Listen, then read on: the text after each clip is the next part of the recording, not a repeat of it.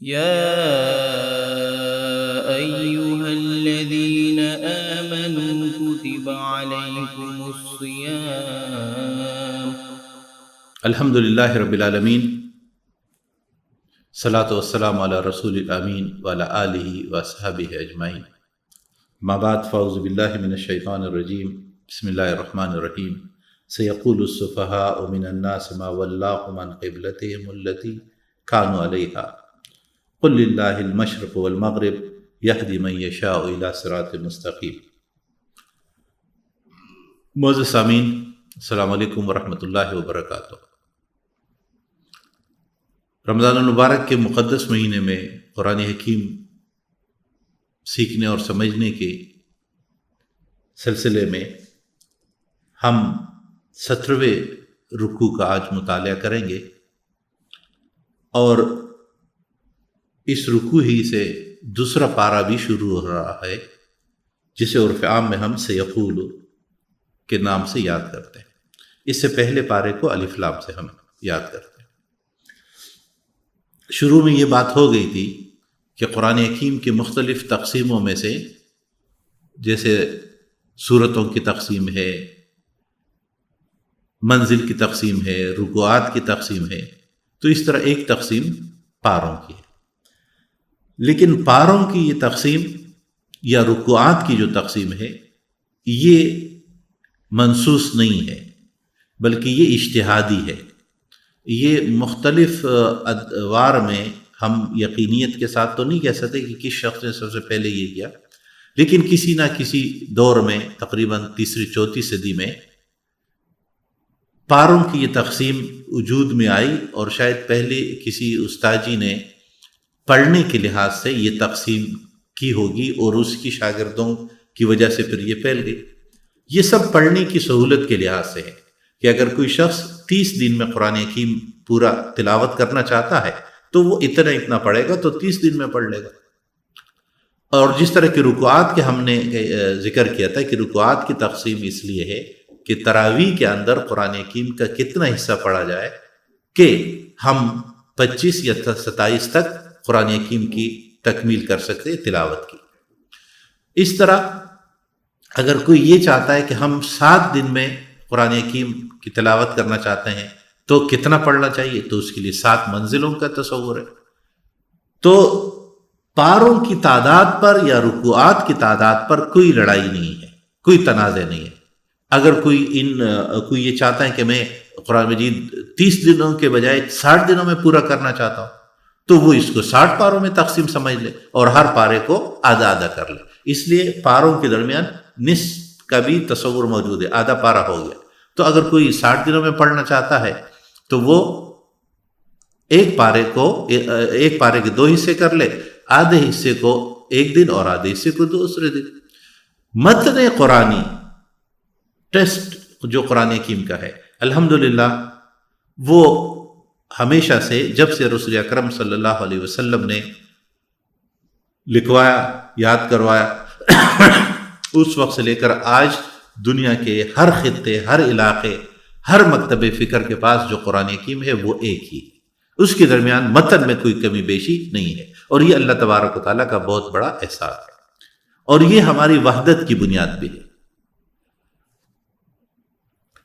قرآن حکیم آغاز فرماتا ہے 17ویں رکوع سے کہ سیقول السفہاء من الناس ما ولاهم عن قبلتهم التي كانوا علیہا۔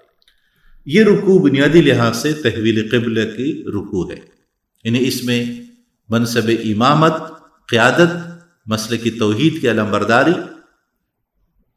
دنیا والوں کو اللہ کی طرف لے جانے کی جو کاوش ہے اس کی قیادت امت مسلمہ یعنی محمد مصطفیٰ صلی اللہ علیہ وسلم، یعنی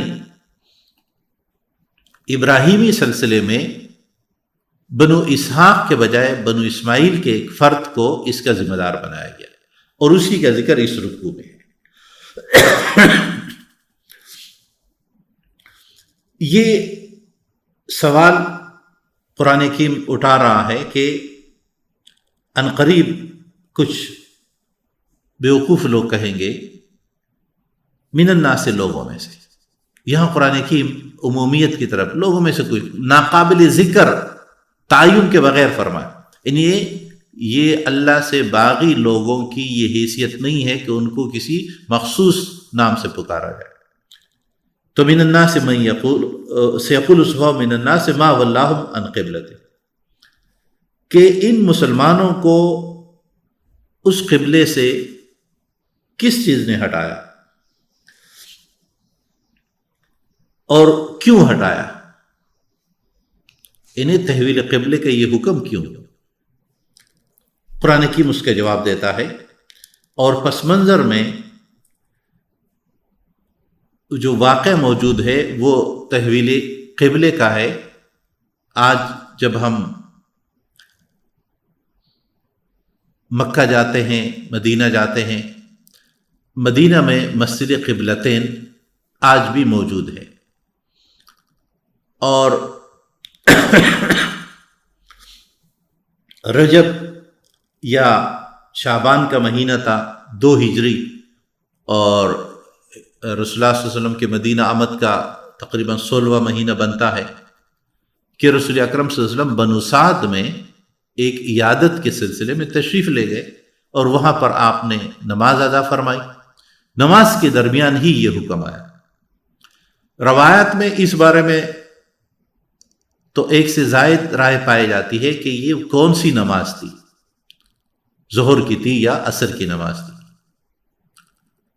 لیکن نماز کے دوران میں ہونے پر اتفاق ہے، اور اس کے نتیجے میں آپ محسوس کر سکتے ہیں کہ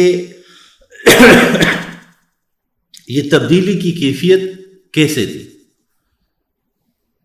مدینہ سے بیت المقدس جو یہودیوں کا قبلہ تھا وہ، اور مکہ جو مسلمانوں کا قبلہ بنا یا ملت کی اجتماعیت بنی۔ اب بیت المقدس مدینہ سے شمال رخ پر ہے، اور مکہ یعنی کعبۃ اللہ وہ جنوب رخ پر ہے، یعنی گویا یہ بالکل ایک دوسرے سے بالعکس ہے۔ رسول اکرم صلی اللہ علیہ وسلم نماز کے درمیان ہے، حکم آتا ہے، آپ پلٹتے ہیں، یعنی آپ امامت فرما رہے ہیں، آگے ہے، مقتدی پیچھے ہے، صحابہ رضوان اللہ علیہم۔ اور یہ حکم اللہ تبارک و تعالیٰ نے مدینے کے اندر کے سب تربیت یافتہ، زیادہ تربیت یافتہ صحابہ کے درمیان یہ حکم نہیں آیا، بلکہ دیہات میں، مضافات میں کچھ آپ کے ساتھ سینئر صحابہ تھے، باقی دیہات کے وہ لوگ تھے۔ لیکن رسول اکرم صلی اللہ علیہ وسلم جب پلٹے ہیں تو پلٹنے کی 2 کیفیات ممکن ہے۔ ایک کیفیت تو یہ ہے کہ رسول اللہ صلی اللہ علیہ وسلم اپنی جگہ کھڑے ہو اور یہ سب لوگ گھوم کر جائے آپ کے پیچھے، دوبارہ سب بندی کرے، اور یا یہ ممکن ہے کہ یہ لوگ اپنی جگہ کھڑے رہے اور رسول اللہ صلی اللہ علیہ وسلم گھوم کر آئے، اور جو پہلی صف تھی وہ آخری صف بن جائے، اور جو آخری صف ہے وہ پہلی صف بن جائے۔ ان دونوں صورتوں میں کتنی زیادہ ہلچل ہوگی، کتنی زیادہ آوت جاوت ہوگی، لیکن کسی صحابی نے اس وقت یہ پوچھا تک نہیں کہ کیوں اور کیا کر رہے ہیں۔ یہ علامت ہے صحابہ رضوان اللہ علیہم اجمعین کی اس مزاج کی کہ وہ رسول اکرم صلی اللہ علیہ وسلم کے ہر عمل کو کاپی کر دیتے، کیوں کہ سوال کے بغیر، اور یہی مطلوب ہے اطاعت اور فرمانبرداری کا یہ مقام۔ تو تحویل قبلے کا یہ واقعہ ایک طرف عظمت صحابہ کا بیان فرماتا ہے، اور اس میں جیسے میں نے ذکر کیا یہ عام صحابہ تھے، یہ کوئی آپ صلی اللہ علیہ وسلم سے زیادہ پیضیاف ہونے والے سینئر مرکزی شخصیات نہیں تھی زیادہ۔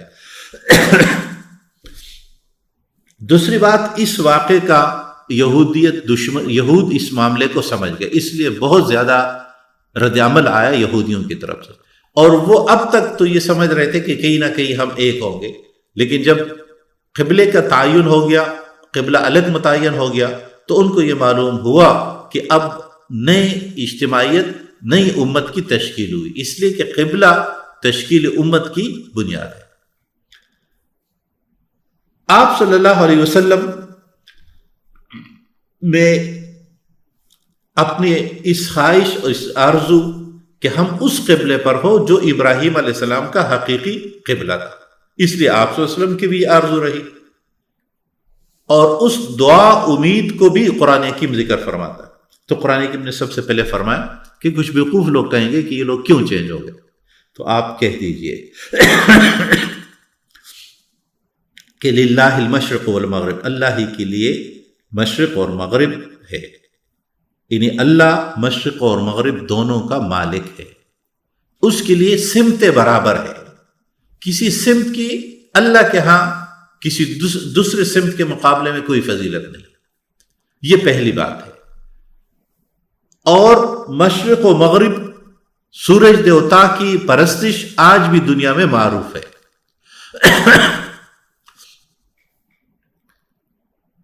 مختلف مخلوقات کو انسانوں نے معبود بنایا. آکاش دیوتا، اندرا دیوی، یہ سب تصورات آج بھی دنیا میں موجود ہے.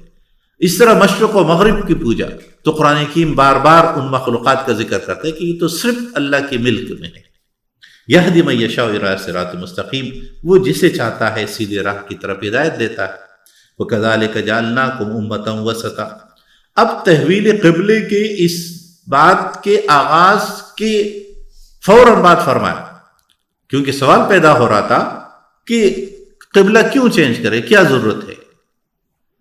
تو فرمایا کذالک جعلناکم امۃ وسطا، ہم نے آپ کو ایک امت عادل بنایا. یہ امت عادلہ،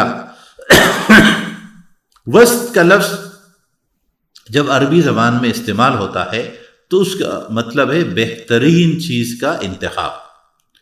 جیسے رسول اکرم صلی اللہ علیہ وسلم نے فرمایا کہ حافظوا علی الصلاۃ، اپنی نمازوں کی حفاظت کرو. اور خصوصاً صلاۃ وسطیٰ کا لفظ استعمال فرمایا کہ آپ کی نمازیں بہترین ہو، اپنی بہترین نمازوں کی حفاظت کرو. ہر نماز اتنی بہتر ہو، قیمتی ہو، نایاب ہو، صرف باوضو ہی نہ ہو بلکہ باوزن بھی ہو. تو یہ وزن یہ پیدا ہوتا ہے، علامت ہے یہ بہتری کی. تو فرمایا وَكَذَلِكَ جَعَلْنَاكُمْ أُمَّةً وَسَطًا. انہیں تحویل قبلے کی پہلی سب سے بڑی بنیاد ہے امت وسط کی تشکیل، اور یہ اس کی ظاہری علامت ہے. امت وسط کی ظاہری علامت یا عملی علامت وہ ایک مرکز کا تعین ہے، اور وہ مرکز مکہ میں کعبۃ اللہ کو ٹھہرایا گیا. اب سوال یہ ہے کہ تمہیں امت وسط تو ہم نے بنا دیا، امت عادل بنا، لیکن تمہاری کوئی ذمہ داری بھی ہے، تمہارا کوئی مقصد وجود بھی ہے. تو امت وسط بنانا اور امت وسط کے مقصد وجود کو بتایا جا رہا ہے لِتَكُونُوا شُهَدَاءَ عَلَى النَّاسِ، کہ تم اللہ کے گواہ بنو لوگوں پر، انہیں شہادت حق کا فریضہ سر انجام دیتے رہو. یہ شہادت حق کیا ہے؟ پورا دین. اور اس کا عنوان ہے شہادتین، انہیں اللہ کی الوہیت اور محمد مصطفیٰ صلی اللہ علیہ وسلم کی رسالت، یہ دو کی گواہی دیتے رہنا اور ہر انسانوں تک یہ بات پہنچا دینا. یہ حق کی گواہی ہے. اور اس کی وضاحت عیسیٰ علیہ السلام کے ان الفاظ سے ہوتی کہ جہاں تم جاؤ کوئی تمہاری بات نہیں بھی سنے تو اپنے پاؤں کی دھول وہاں جاڑ کر آ جاؤ، قیامت کے دن وہ میٹھی گواہی دے گی کہ تم نے شہادت حق کا فریضہ سر انجام. اور یہاں جب لِتَكُونُوا شُهَدَاءَ عَلَى النَّاسِ فرمائے تو یہ بنیاد ہے ختم نبوت کی بھی، کہ امت کی یہ ذمہ داری ہے کہ پیغمبر کے دنیا سے تشریف لے جانے کے بعد پیغمبرانہ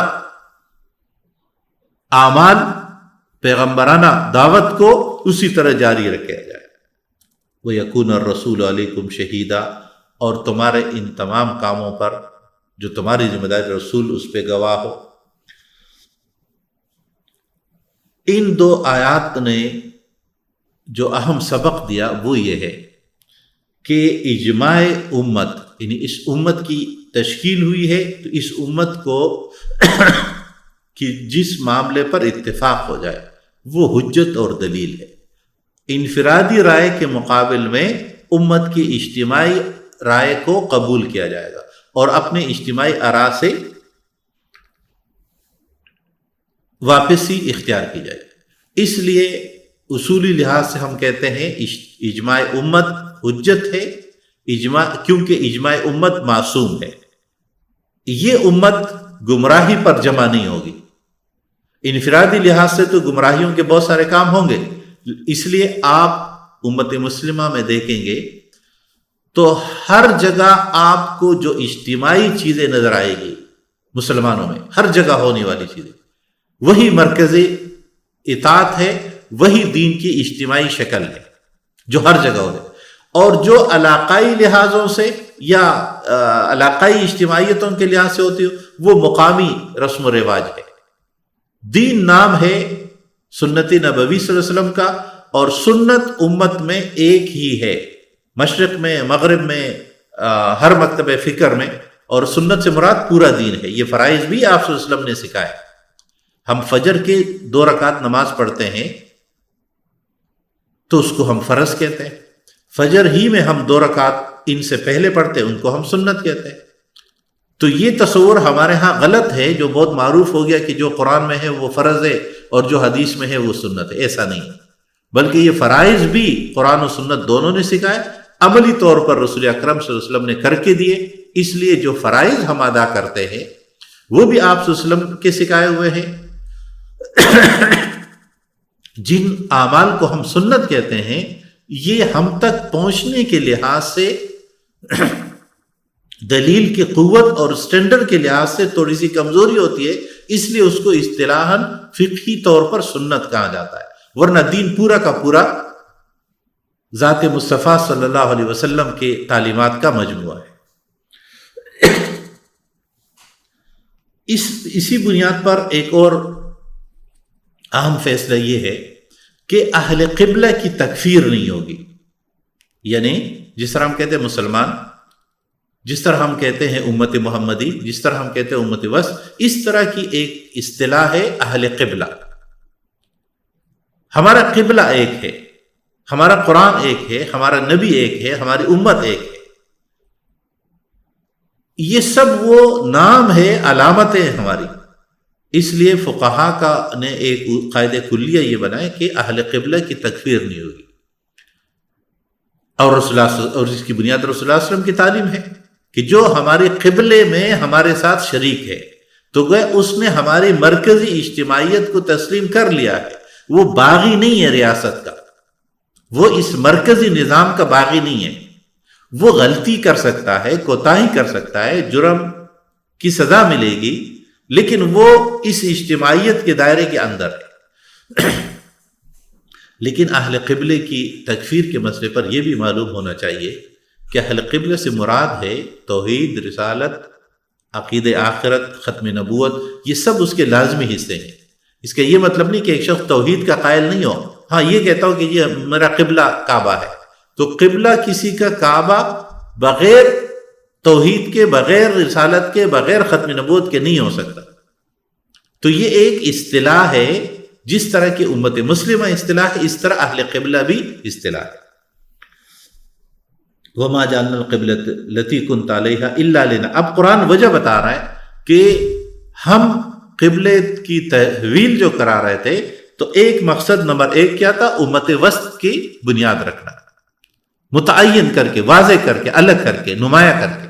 اور دوسرا لنعلم من يتبع الرسول ممن ينقلب على عقبيه. ہم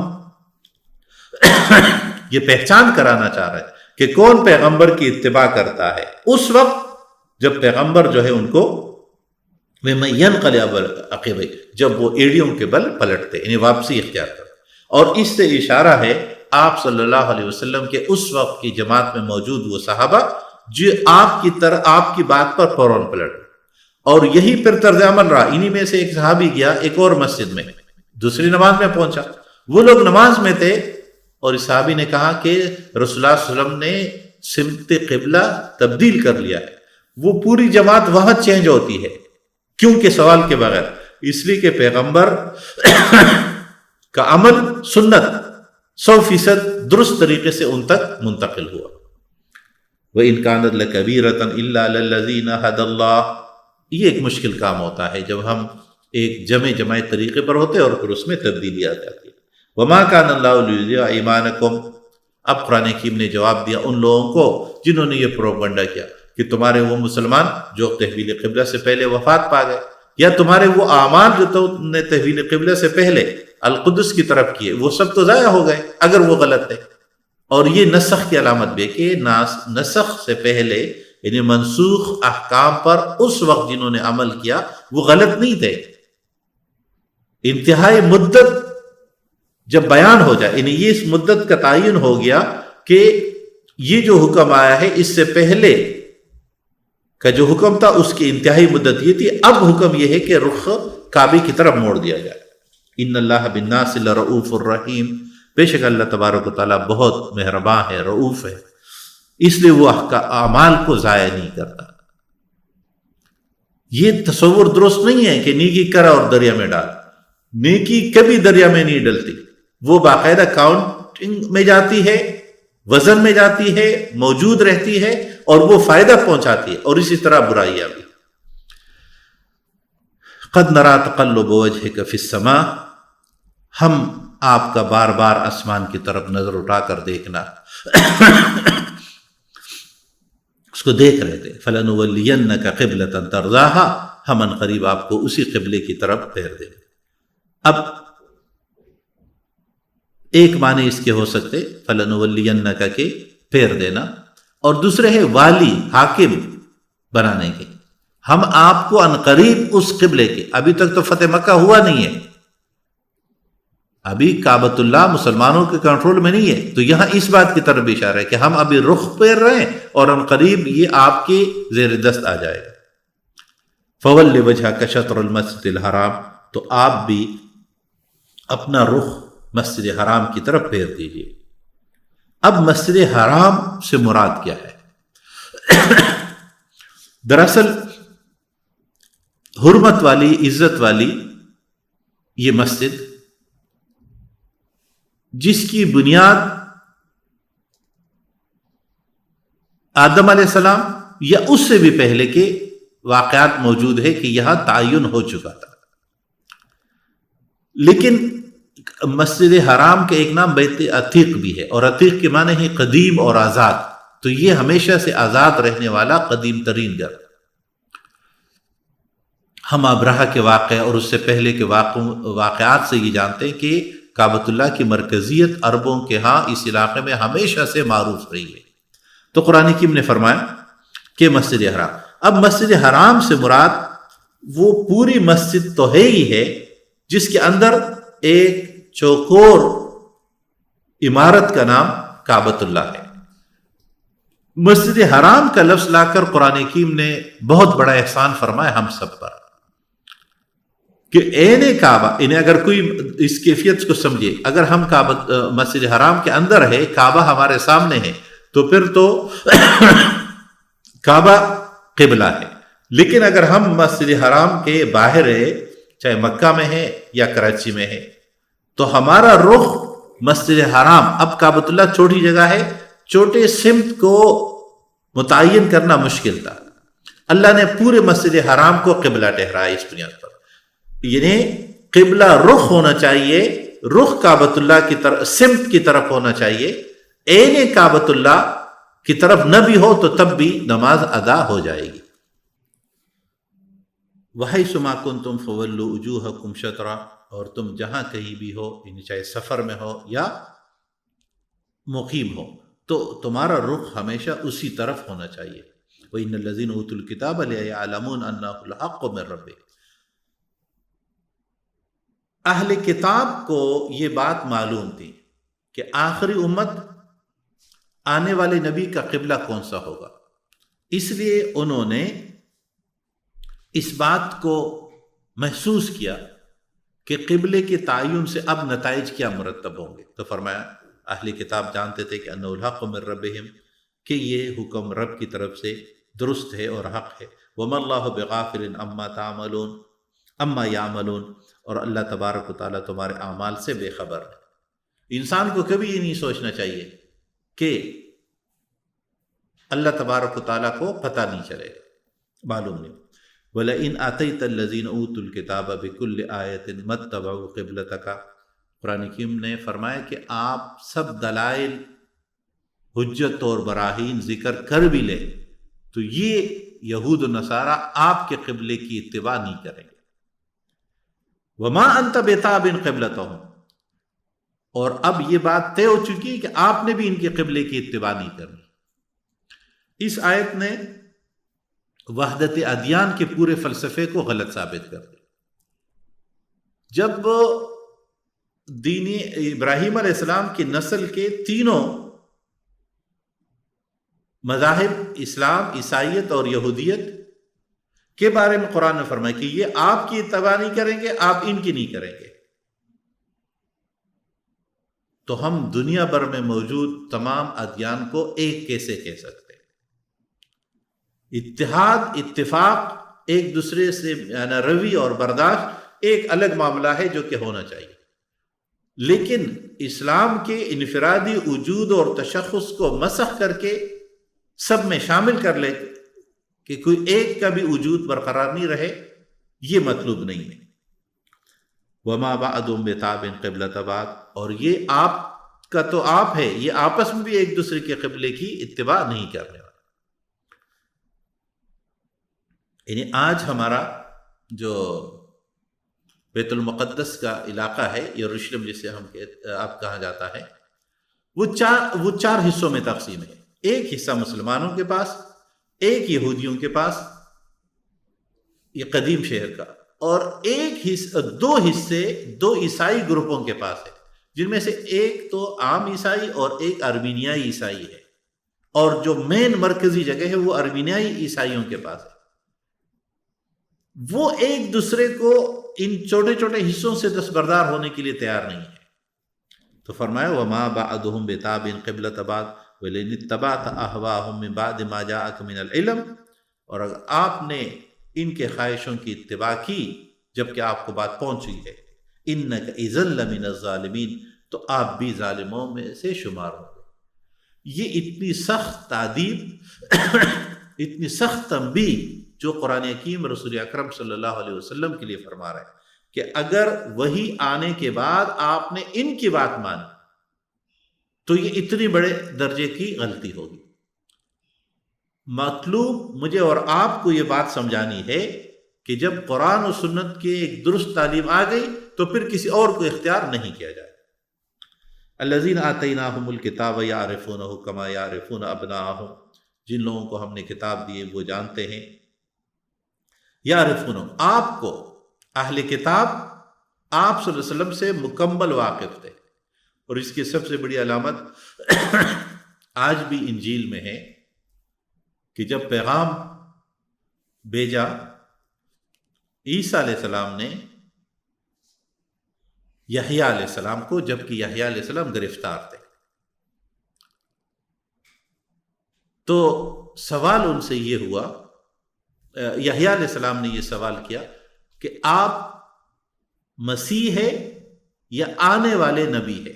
وہ نبی ہے. انہیں دو کا انہوں نے پوچھا تھا. یہ اس بات کی علامت ہے کہ اس وقت یہودی کا جو تصور تھا وہ دو کے منتظر تھے. ایک تو وہ اپنے ایک ایسے مسیح کے منتظر تھے جو ان کو دنیاوی بادشاہت عطا کرے، اور جب عیسیٰ علیہ السلام نے کہا میں زمینی بادشاہت قائم کرنے نہیں آیا ہوں، آسمانی بادشاہت قائم کرنے آیا ہوں، تو انہوں نے ان کی مخالفت شروع کر دی. لیکن دوسرے نبی کا تو نام کے بغیر معروف تھا، آنے والا، اور اس آنے والے کے انتظار میں وہ سب تھے. یعرفون کما یعرف ابناؤہم. قرآن کی تشبیہ بڑی عجیب تھی کہ اس طرح جانتے تھے جس طرح کوئی شخص اپنی اولاد کو جانتا، اور ایک نابینا شخص بھی اپنی اولاد کو اتنی ہی گہرائی سے جانتا ہے، چاہے اسے نظر نہ آتا ہو، سمجھتا ہے، محسوس کرتا ہے. وَإِنَّ فَرِيقًا مِّنْهُمْ لَيَكْتُمُونَ الْحَقَّ وَهُمْ يَعْلَمُونَ. ان میں سے ایک گروہ حق کو چھپاتا ہے اور جان بوجھ کر ایسا کرتا ہے. حق چھپانے کی ایک کیفیت تو یہ ہوتی کہ معلوم نہیں ہو، دوسری کیفیت یہ ہوتی کہ معلوم ہو اور جان بوجھ کر کوئی ایسا کرے. یہ ہے گناہ اور ظلم کی انتہا.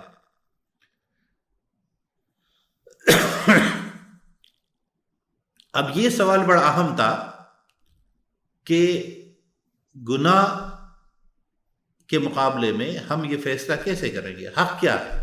پیمانہ کیا ہوگا؟ کیا میرا کہا ہوا حق ہوگا، آپ کا یا کسی دانشوروں کا یا کسی تاریخ دانوں کا؟ اس کا فیصلہ کیسے ہوا؟ تو قرآن حکیم نے یہاں حق کی تعریف بتا دی کہ الحق من ربک، حق صرف وہی ہے جو رب کی طرف سے ہو، وہی ہدایت ہے، وہی آخری اور وہی پہلی صداقت ہے۔ الحق من ربک، گویا حق کا پیمانہ یہی ہے، رب کی طرف سے نہیں ہے تو جو بھی ہے، جو بھی حیثیت ہے، لیکن وہ اس کی حق ہونے کی علامت نہیں ہے۔ کسی اور کی طرف سے ہونا یہ حق کی علامت نہیں ہے۔ اب سوال یہ ہے کہ جب ہم کہتے ہیں اللہ کی طرف سے، تو یہ ہم تک کیسے پہنچے گا؟ اس کا ذریعہ ہے محمد مصطفیٰ صلی اللہ علیہ وسلم۔ اس لیے اقبال نے کہا تھا وہ مصطفیٰ برسا خیشرا کہ دی ہماؤ، کہ مصطفیٰ تک اگر پہنچے تو وہی درست مطمئن ہو جائیے کہ وہی دین ہے۔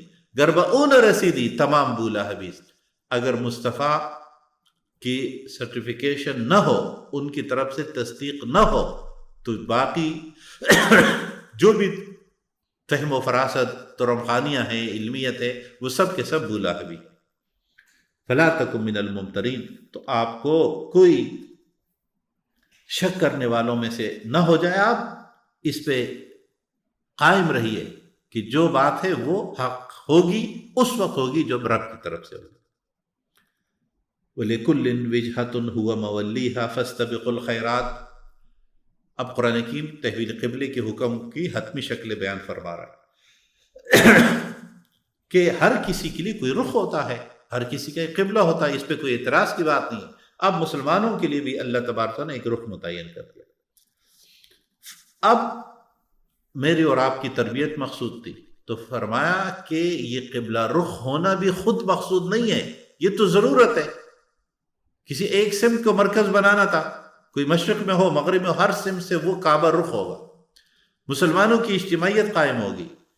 تمہارا اصل رخ جو ہونا چاہیے وہ فاستبقوا الخیرات، نیکیوں کی طرف رخ ہونا، سبقت کے لیے۔ اب فاستبقوا استباق کہتے ہیں ایک دوسرے سے آگے بڑھنے کی دوڑ میں شریک ہونا۔ یعنی ایک تو طریقہ یہ ہوتا ہے، ایک ہی آدمی دوڑ رہتا ہے کہ میں نے 1000 کلومیٹر کی دوڑ جیت، اور ایک ہے کہ 10 آدمی دوڑ رہے ہیں کسی مقصد تک پہنچنے کے۔ تو یہاں دو باتیں صاحب، ایک تو وہ اجتماعیت مطلوب ہے جو نیکیوں کی طرف دوڑ رہی ہو، اور ان میں پھر ایک دوسرے سے آگے بڑھنے کا جذبہ ہو، سبقت کا۔ اگر ایک شخص اسلامی اجتماعیت میں ہے ہی نہیں، اکیلا دوڑے جا رہا ہے، تو وہ فاستبقوا الخیرات میں شامل ہے نہیں۔ یہ حکم جمع کو ہے، تم سب مل کر دوڑو۔ ایک ایسی اسلامی تحریک کے افراد بن کر، امت مسلمہ کا حصہ بن کر، اور اس کے سبقت خیرات کا لفظ استعمال ہوا جو عام بھی ہے، وسیع بھی ہے، اردو کے خیرات کے لفظ۔ رضائے الہی کے موافق شریعت کے جتنے احکامات ہیں وہ سب کے سب خیر ہے۔ ہمارے ہاں خیرات کا تصور صرف کھانے پینے یا ضروریاتی زندگی یا پیسہ کسی کو دینے کا نہ، حالانکہ یہاں حکم ہے فاستبقوا الخیرات، نیکی کی تمام اقسام۔ ہر ایک حکم کا اپنا درجہ ہوگا، کوئی خیر فرض کے درجے کا ہوگا، کوئی خیر حرام ہوگا، کوئی خیر یعنی ممانعت جس سے منع ہونا مطلوب ہوگا۔ کبھی اس کو ہم فرض کہتے ہیں جب کرتے ہو، اور جب رکتے ہو تو اس کو، جب ہم ادائیگی میں بات کرتے ہیں کہ کرنا ہے تو وہ فرض ہے، اور اسی درجے کے حکم جب ممانعت کے لیے ہو تو ہم کہتے ہیں یہ عمل حرام ہے۔ تو چاہے درجہ فرض کا ہے، چاہے درجہ واجب کا ہے، چاہے درجہ سنت کا ہے، اس میں اس سٹینڈرڈ کے لحاظ سے پہلے درجہ، دوسرا درجہ اور تیسرے درجے میں کسی بھی درجے کا حکم ہے، لیکن ہے خیر کا تو اس کی طرف دوڑنا اور اس کی طرف اختیار کرنے کی لپکنا۔ اینما تکونوا یأتی بکم اللہ جمیعا، تم جہاں کہیں بھی ہوں گے اللہ تم سب کو لے آئے گا۔ لہٰذا کوئی شخص اس میں نہ رہے کہ میں راہ فرار اختیار کر لوں۔ ان اللہ علی کل شیء قدیر ومن حیث خرجت فول وجہک شطر المسجد الحرام، آپ جس جگہ سے بھی باہر نکلے تو بھی اپنا رخ مسجد حرام کی طرف رکھیے. انہ للحق من ربک، یہ تیرے پروردگار سے حق ہے. وما اللہ بغافل عما تعملون. ومن حیث خرجت فول وجہک شطر المسجد الحرام، اور جب آپ جہاں بھی ہو تو اپنا رخ مسجد حرام کی طرف. وحیث ما کنتم، پہلے واحد اور اب جمع، کہ تم سب جہاں کہیں ہو اپنے رخ کو اسی سمت میں رکھنا ہے. قرآن حکیم نے یہ حکم کہ ومن حیث خرجت فول وجہک شطر المسجد الحرام، جہاں کہیں بھی ہو، جس بھی حالت میں ہو، جس کیفیت میں بھی ہو، اپنا رخ کعبۃ اللہ کی طرف. اس کو قرآن حکیم نے یہاں پر 6 مرتبہ دہرایا. اس ایک ٹکڑے کو 6 مرتبہ قرآن حکیم نے دہرایا. اس کے مقاصد ہے. پہلی دفعہ جب حکم آیا تو یہ تو مطلق فرضیت کے لیے آیا کہ اب فرض ہے کہ رخ کعبے کی طرف. دوسری مرتبہ احوال، یعنی کہ سفر میں ہو یا حضر میں ہو، مقیم ہو یا راستے میں ہو، تب بھی رخ کعبے کی طرف رہنا چاہیے، قبلے کی طرف. تیسری بار جگہ کی والی کے لیے فرمایا کہ جگہ تمہاری نزدیک ہو یا قریب ہو، کعبۃ اللہ کے اندر ہو، مسجد حرام کے یا باہر ہو، تو تب بھی.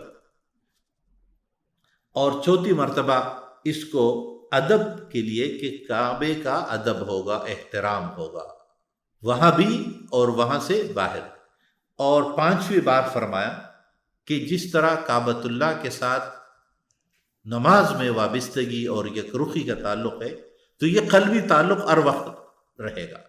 اور آخری بار فرمایا کہ یہ حکم حتمی ہے. یعنی 6 مرتبہ اس کو ریپیٹ کر کے اس لیے بتایا تاکہ کوئی یہ نہ سمجھے کہ یہ قبلہ پھر چینج ہو جائے گا. اور آخری بات ارشاد فرمائی لئلا یکون للناس علیکم حجہ، تاکہ لوگوں کا بھی تم پر کوئی حجت اور دلیل نہیں رہے. لوگ بھی اس کے لیے اب اس امید پہ نہ رہے الا الذین ظلموا منہم فلا تخشوہم واخشوہم.